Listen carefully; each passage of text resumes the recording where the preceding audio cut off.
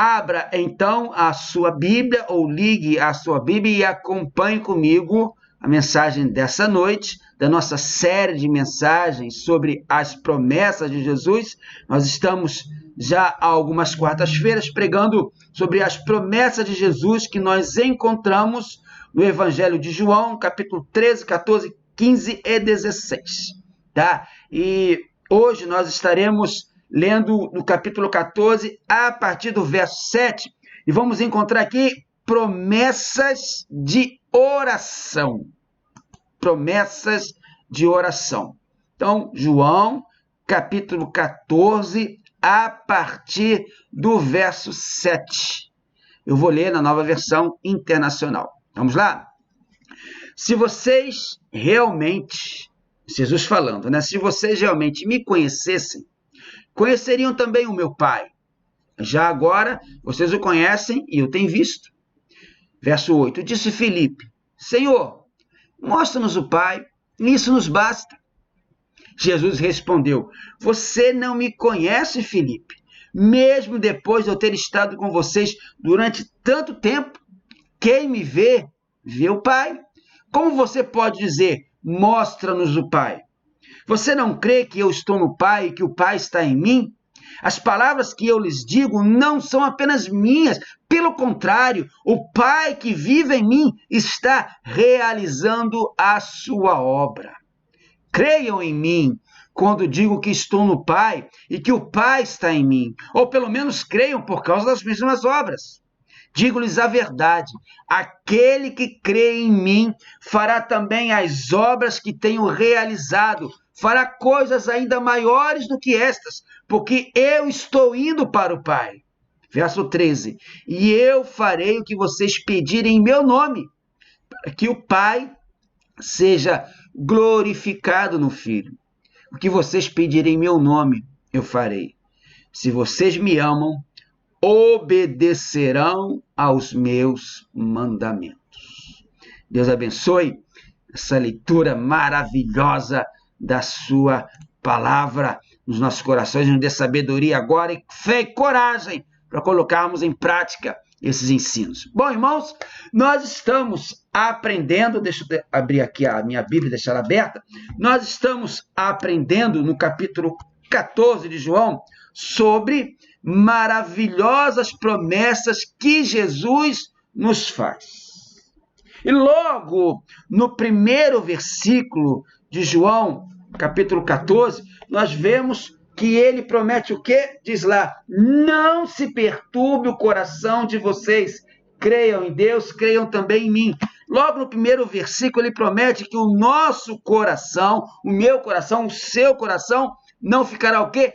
Perturbado. Na versão João Ferreira de Almeida diz, não se turbe o vosso coração, ou seja, que o nosso coração não fique confuso, não fique perturbado, não fique ansioso, não sofra. Que o nosso coração não fique perplexo por conta. Ele diz isso, não pode ficar o nosso coração perturbado, perplexo, confuso, por causa das dificuldades do mundo. Ele diz, não fique perturbado o coração de vocês, porque eu tenho muitas promessas para vocês. E ele faz muitas promessas nos versos seguintes de João capítulo 14. Na semana passada, na mensagem da semana passada, nós aprendemos, se você não assistiu a mensagem da semana passada, está aqui no Facebook, eu botei só a mensagem por conta dos problemas de transmissão que nós tivemos, está lá no meu canal do YouTube, na mensagem da semana passada, que foi de João capítulo 14, versos 1 ao 6, nós aprendemos que o nosso coração não ficará perturbado, por quê? Por causa de três coisas. Primeira, devemos colocar a nossa confiança em Cristo, apesar das circunstâncias. As ondas atendem o meu mandar, não diz o hino? Pode as ondas, as vagas procelosas, né, as grandes ondas virem para cima da gente. Nós devemos colocar nossa confiança em Cristo, apesar das ondas, apesar das circunstâncias. A segunda coisa que nós aprendemos foi que saber que neste mundo nós somos peregrinos, nós não pertencemos a este mundo, mas o céu é o nosso lar, porque Jesus vai voltar para nos buscar, isso faz toda a diferença, meu amado. E a terceira coisa que nós aprendemos na semana passada, só para recapitular e você lembrar, é que Jesus é o caminho para Deus. E Jesus faz a maravilhosa e poderosa afirmação no verso 6, eu sou o caminho, a verdade e a vida. Ninguém vem ao Pai senão por mim. Eu gosto muito desse João capítulo 14, verso 6, quando Jesus diz, eu sou o caminho, a verdade, a vida. Ninguém vem ao Pai senão por mim. Com esse verso, Jesus já derruba qualquer outra tese, qualquer outro pensamento, qualquer outra coisa que não seja por ele ir ao Pai. Não são as nossas obras, não são as outras coisas, não são outras pessoas, não são outros detalhes. Só Jesus nos leva até o Pai. E hoje, agora, a partir do verso 7, o Senhor Jesus faz uma das mais maravilhosas promessas que nós podemos encontrar nos evangelhos. Acompanhe comigo. Jesus diz aos discípulos que conhecê-lo é conhecer o Pai. E essa declaração, no verso 7, Jesus diz lá, se vocês realmente me conhecessem, conheceriam também o meu Pai. Já agora vocês o conhecem e o têm visto. Essa declaração levou Filipe a fazer a seguinte pergunta, Senhor, lá no verso 8, mostra-nos o Pai, isso nos basta. Até então, meu irmão, os discípulos não tinham compreendido que aquele que vê Jesus, vê o Pai, pois Jesus e o Pai são um. A evidência absoluta da unidade entre o Pai e o Filho é que o Filho realiza as mesmas obras do Pai. Jesus, o Filho, é o agente do Pai. Jesus é o Verbo Criador. Ele e o Pai trabalham até agora. E assim, sendo um com o Pai, Jesus realizou grandes e maravilhosas obras no seu ministério aqui na terra com os seus discípulos. Jesus curou muitos enfermos, Jesus ressuscitou muitos mortos. A Bíblia diz, os evangelhos dizem que Jesus fez tanta coisa que os livros todos não poderiam conter. Mas nós estamos na quinta-feira antes da sexta-feira da paixão. Jesus está a horas de ser preso e ser morto. Está chegando o momento em que Jesus voltará para o Pai, voltará para o céu e se assentará à direita de Deus. E Jesus deixará seus discípulos e eles serão quem continuarão a obra do Evangelho. É Jesus que fala, vocês é que vão... Olha, eu vou para o Pai, eu vou voltar para os céus, eu vou sentar à direita de Deus, e vocês agora é que estarão continuando a obra do Evangelho. Há uma ilustração, essa história é antiga, talvez você já conheça, e não está na Bíblia, é apenas uma ilustração, que diz que quando Jesus chegou aos céus, ele foi recebido pelos anjos.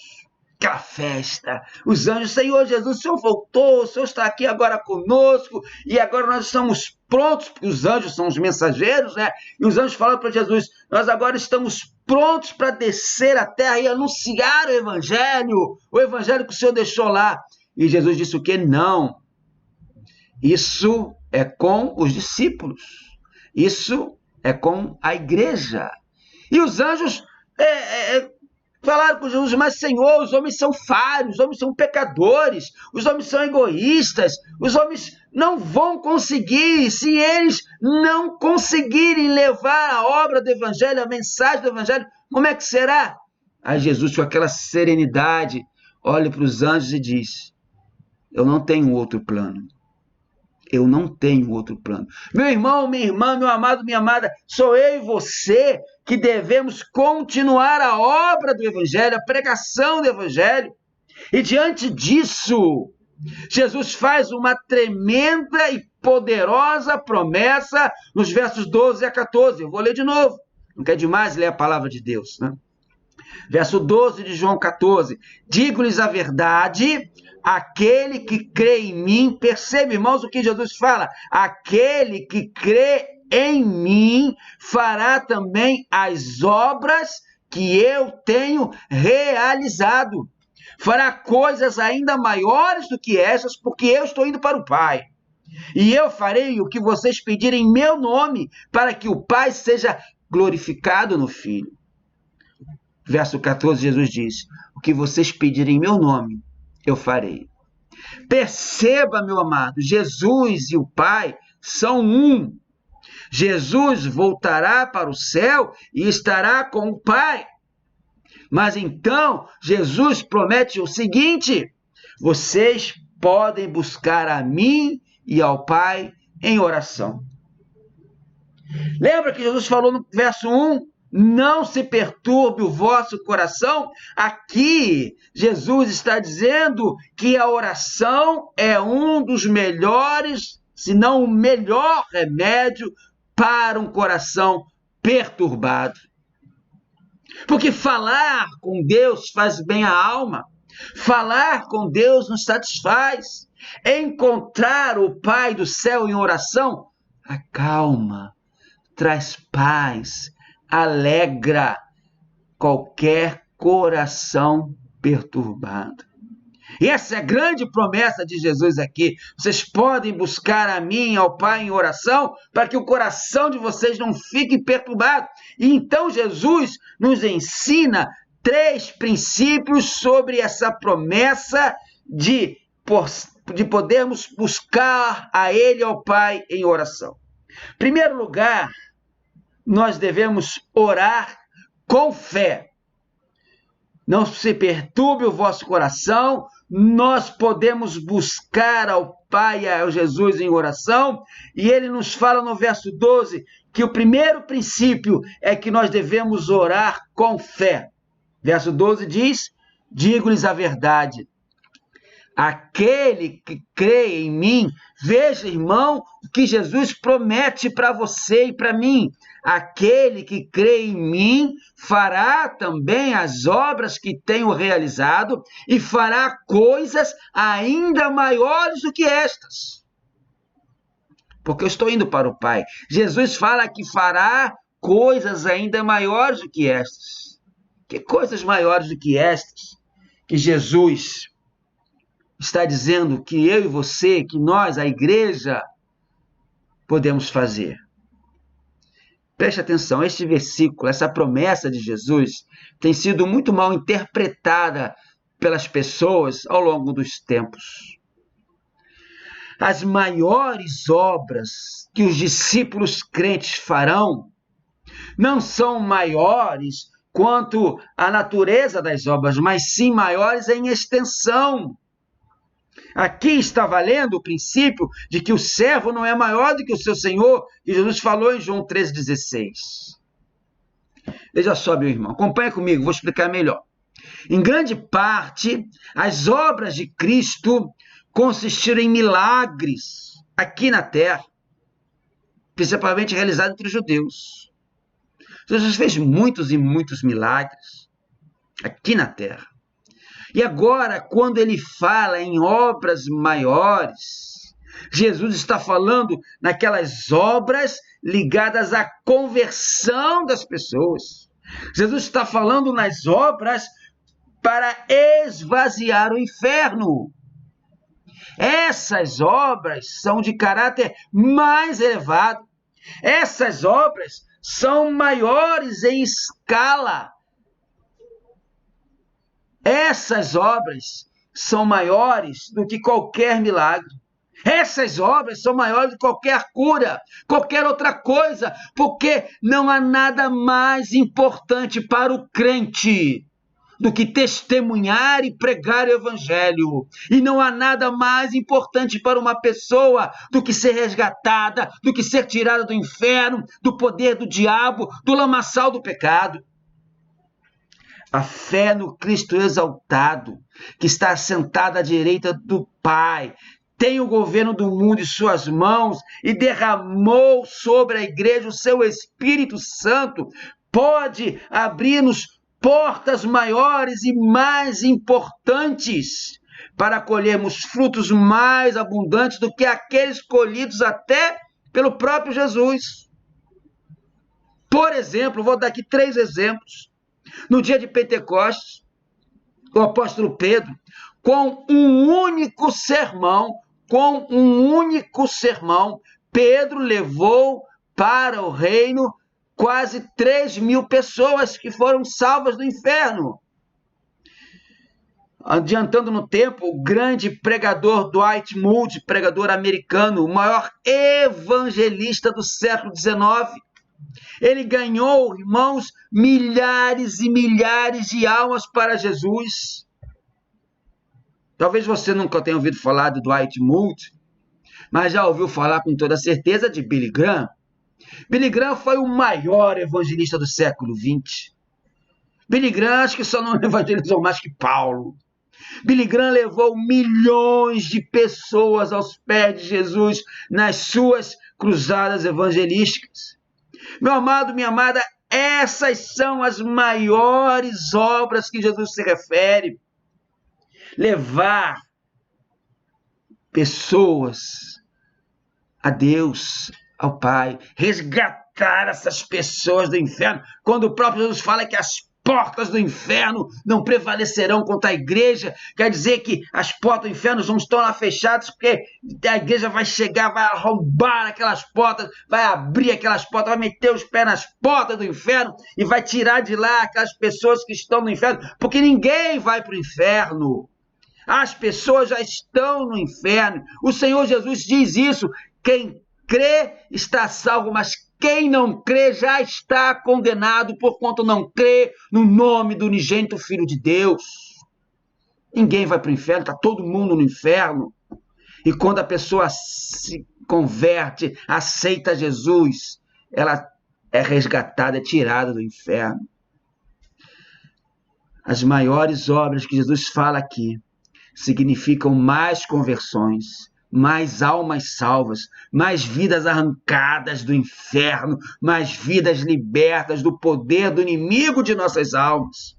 Não há obra maior do que a conversão de uma alma, porque o preço de cada alma que foi pago foi o sangue de Jesus naquela cruz.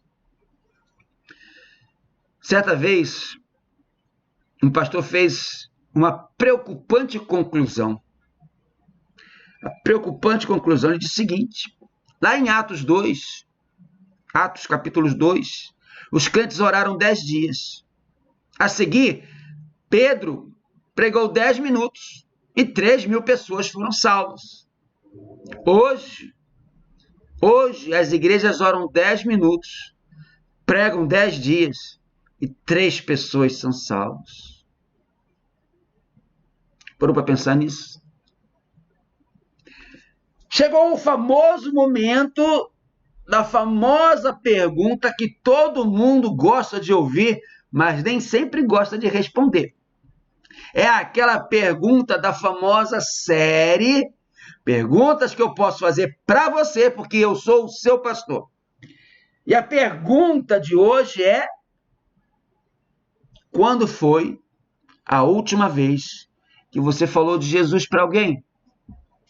Quando foi a última vez que você ganhou uma alma para Jesus? Calma.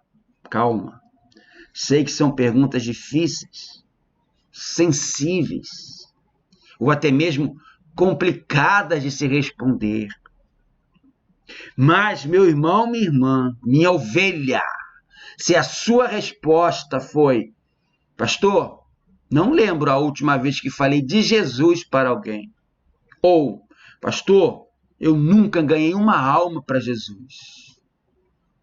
Se a sua resposta foi uma dessas, porque você nunca se sentiu capaz para isso, para realizar a obra de evangelização, a obra de resgatar as pessoas do inferno, deixa eu te citar 2 grandes homens de Deus a respeito disso.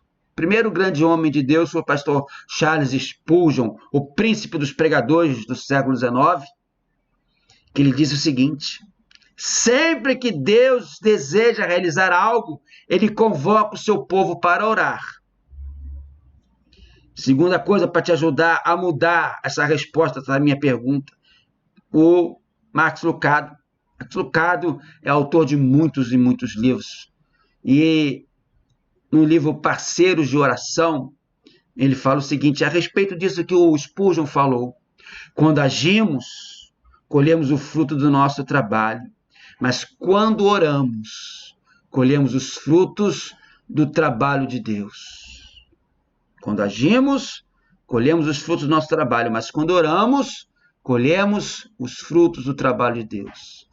A melhor maneira de fazer as maiores obras que Jesus diz que eu e você faremos e que ainda não se fez é orar.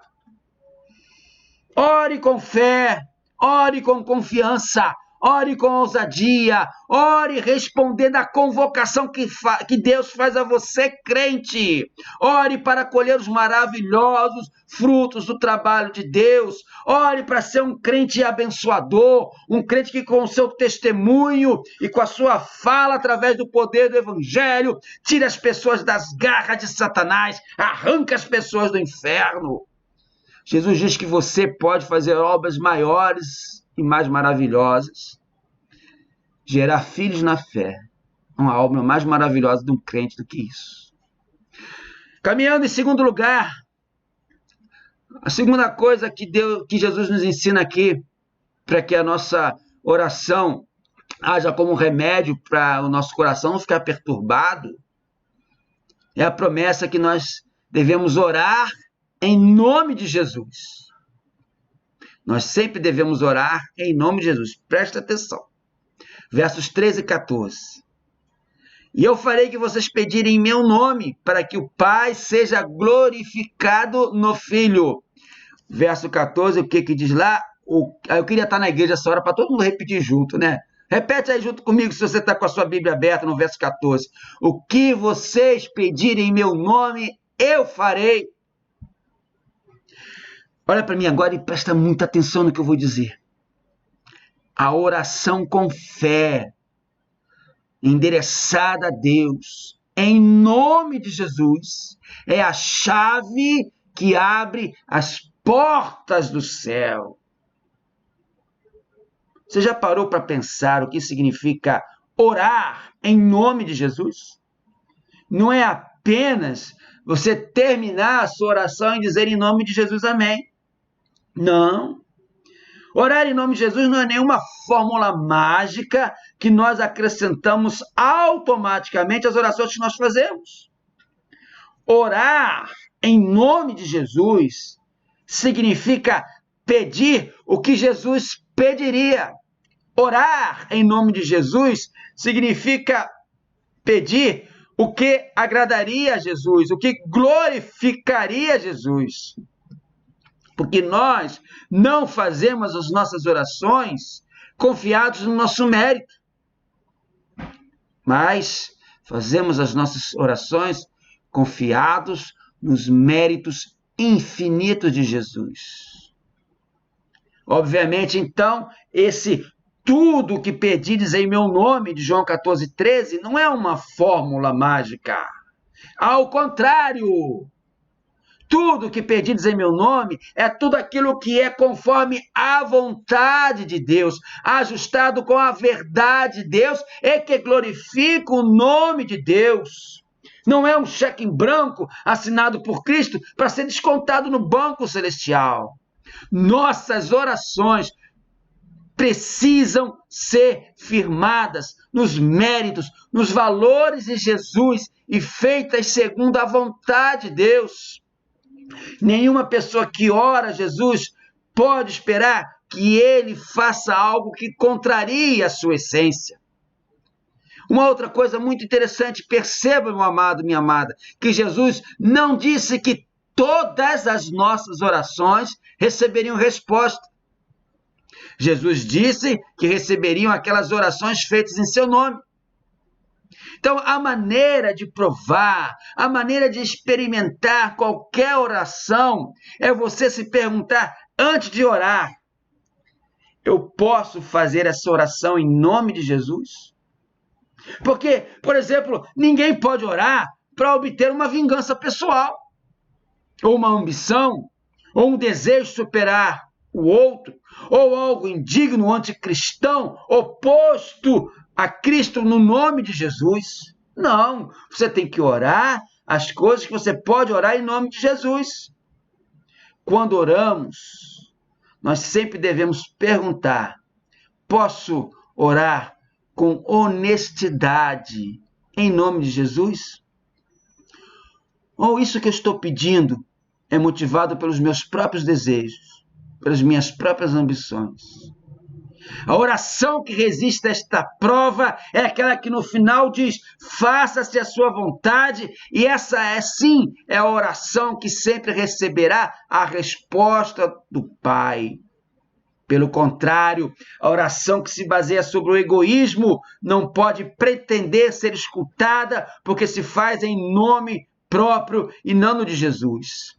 Quero contar uma experiência, ou recontá-la, porque eu já contei muitas vezes lá na igreja, mas tem algum tempo que eu não conto e aqui na live vai ser a primeira vez. Então, se você não ouviu, vai ser a primeira vez que você for ouvir.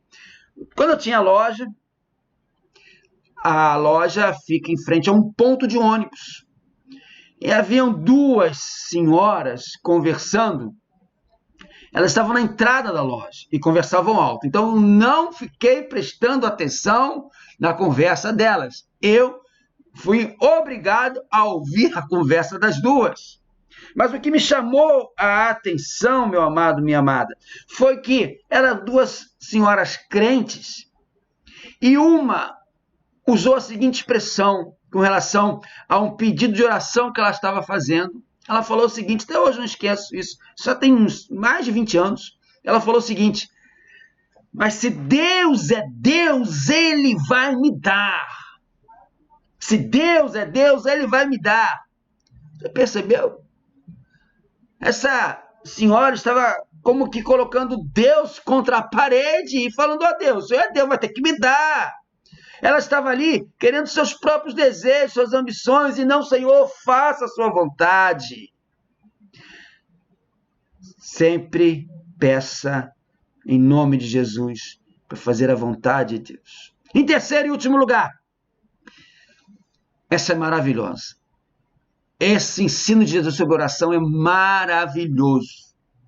Nós devemos orar em obediência amorosa. Você deve orar em obediência amorosa.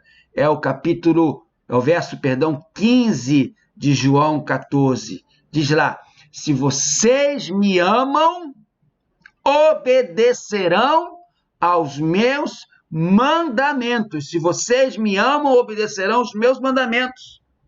A vida de quem ora é a base da oração. A oração do ímpio é abominável aos olhos de Deus. As Escrituras dizem, lá em Provérbios 28:9, até a oração de quem se desvia de ouvir a lei é detestável. Presta muita atenção para o que eu vou te dizer agora, que eu vou te ensinar agora, eu vou te exortar agora. Antes de aceitar a nossa oração, Deus precisa primeiro aceitar a nossa vida. A oração é endereçada ao Pai a quem amamos, e a prova do nosso amor a Deus é a nossa obediência amorosa. Para João, o evangelista João, o apóstolo João, que escreveu o seu evangelho, há uma só forma de provar o amor: a obediência. Prestou atenção? Só há uma forma de provar o amor, e essa forma é a obediência. E Jesus, o nosso Senhor, o nosso Mestre, demonstrou o seu amor a Deus mediante a sua obediência. Jesus obedeceu em tudo ao Pai. Da mesma forma, nós devemos mostrar o nosso amor por Jesus mediante obediência. No Evangelho de João, nunca permitiu que o amor se convertesse somente em um sentimento ou uma simples emoção. O amor no Evangelho de João é sempre profundo, moral e se revela na sua totalidade na obediência. Nós sabemos muito bem que sempre há pessoas que falam de amor, que juram amor com as suas palavras e até empregam ações exteriores do amor. Mas essas pessoas, ao mesmo tempo, infligem dor e destroçam o coração daquelas pessoas a quem dizem amar. Você conhece gente assim? Que diz que te ama, mas na verdade não te ama, na atitude não te ama? As jovens, por exemplo, que afirmam com toda certeza que amam seus pais, mas apesar disso causam dor e ansiedade aos seus pais. Há maridos que asseguram amar as suas esposas e esposas que afirmam amar os seus maridos, mas que, mediante a sua falta de consideração e de brigas, fazem o casal sofrer. Para Jesus, o amor autêntico não é algo fácil. O amor autêntico não é algo fácil. Para Jesus, o verdadeiro amor só se mostra na obediência verdadeira, na obediência real. Por isso, Paulo afirma lá em Filipenses capítulo 2, verso 8, e sendo encontrado em forma humana, humilhou-se a si mesmo e foi obediente até a morte, e morte de cruz. Como resultado disso, que os homens denominam amor, não é, porque o amor genuíno é o menos comum do mundo. É óbvio que esse amor que se manifesta na obediência não é algo fácil, mas Jesus não permitiria que lutássemos a vida cristã a sós. Jesus nos enviaria outro conselheiro, ou como diz outras traduções, o Consolador. Então, para a sua oração ser atendida, é preciso você obedecer em tudo a Deus em amor, como Jesus, que obedeceu até a morte e morte de cruz. E isso, meu querido, não é tarefa fácil. Muitos só querem receber as bênçãos, mas não querem a responsabilidade de obedecerem a palavra de Deus, de obedecerem a Deus. Há muitos que se dizem crentes, que só querem as bênçãos, mas na hora de se comprometer com a igreja, na hora de realizar a obra de evangelização, na hora de participarem dos cultos, na hora de sustentarem as igrejas com o seu dízimo, na hora de estarem juntos para trabalharem, não, isso eu não quero. Como diz o meu amigo pastor Jeremias Pereira, hoje há muitos crentes consumidores, que só querem consumir, mas obedecer está difícil. Para a sua oração ser atendida, meu amado, é preciso você obedecer a Deus em amor. Isso não é tarefa fácil, mas Jesus prometeu que enviaria o Consolador, o Espírito Santo, e o Espírito Santo luta nossas lutas. O Espírito Santo ora por nós, como diz em Romanos 8:26, com gemidos inexprimíveis, e ajuda nossas orações ao Pai. Concluindo, estes são os requisitos para você realizar uma oração eficaz, obediente, em nome de Jesus, e fazer coisas maiores. Ter fé, orar em nome de Jesus, orar em sua vontade, estar seguro de que Deus ouve, importunar, perseverar, ser cheio do Espírito Santo. E todas essas condições se resumem em uma só. João 15:7, se permaneceres em mim e minhas palavras permanecerem em vós, pedi tudo o que quiseres e vos será feito. Meu amado, minha amada, ore, ore, ore, ore e ore até alguma coisa acontecer na sua vida. Já ouvi dizer, se Deus sabe das coisas antes que eu fale, se Ele conhece as minhas necessidades sem que as apresente, para que orar? Isso faz lembrar a história da mulher que escreveu os seus motivos de oração num cartaz. E sabe o que ela fez? Colocou na parede. Quando ela foi perguntada sobre aquilo, ela respondeu, eu escrevo as minhas orações na parede porque assim eu não preciso cada dia ficar pedindo a Deus sobre isso. Deus já sabe, está ali. Engraçado, né? Mas atitudes assim ignoram a verdadeira natureza da oração. Orar não é estabelecer uma relação de troca com Deus. Orar Não é informar a Deus das nossas necessidades, sobre o que precisamos, mas orar é um relacionamento prazeroso de obediência entre os filhos e o nosso Pai dos céus. Orar é um encontro da nossa carência com as riquezas do Pai e, de posse dessas riquezas, glorificar o Filho Jesus com nossas vidas. Que maravilhosa promessa de Jesus para nós. Promessas de oração. Que Jesus te abençoe. Amém.